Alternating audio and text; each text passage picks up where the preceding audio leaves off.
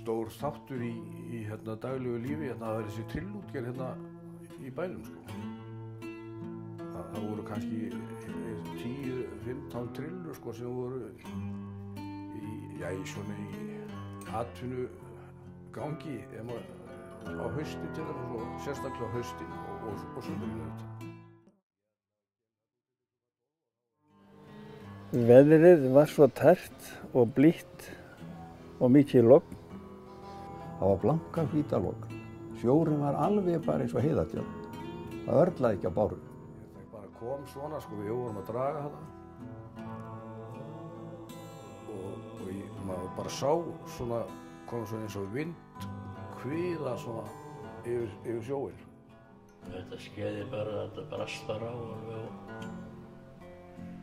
Ég bara á innan við hálftíma bara komið snarvitlaust við það. Það kemur þessi roknan hnútur á þetta gamla góða skip Ægi, á kinnunginn á honum, bakborðskinnunginn, að þá á þessu sama augnabliki þá fer glóðinn í sendilampanum við þetta högg. Þetta er beinni útsendingu þegar Valur komdi og Sigvaldi fór fyrir borð og þeir náðu honum á Esjunni. Við sjáum dót detta úr bátnum og svo einn mann.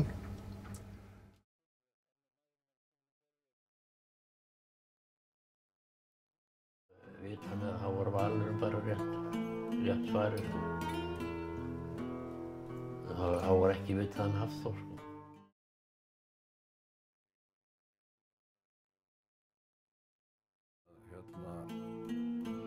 Hafþór væri týndur og Valur væri farinn og þeir væri búnir að yfirgefa 2 trillur en þeim hefðu bjargað, sko. Var á vertíð á Rifi þegar þessi hörmulegu dagur skall yfir. Og ég held að vikan, við fórum ekki að sjó í heila viku eða 8 daga. Það var snarvills norðaustan veður og það var engin bátur á sjó frá Rifi. Og þetta er einhverjir ömurlegu dagar sem búa um borði í þessu litla bát sem ég var á, við vorum á Dröfninni. Alla þennan tíma að heyra þessar fréttir hérna heima, þetta var skelfilegt.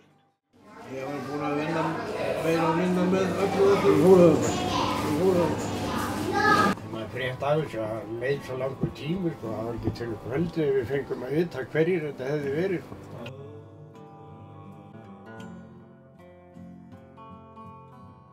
Spraut til þess að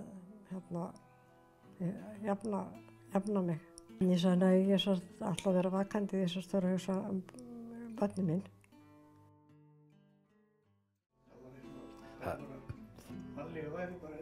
Já. Þekktu náttúrulega allir alla, sko. Þannig að þetta tengist mjög mörgum fjölskyldum og stórum hópi og í litlu samfélagi eins og var þá og er þá náttúrulega snertir þetta hvern einasta mann.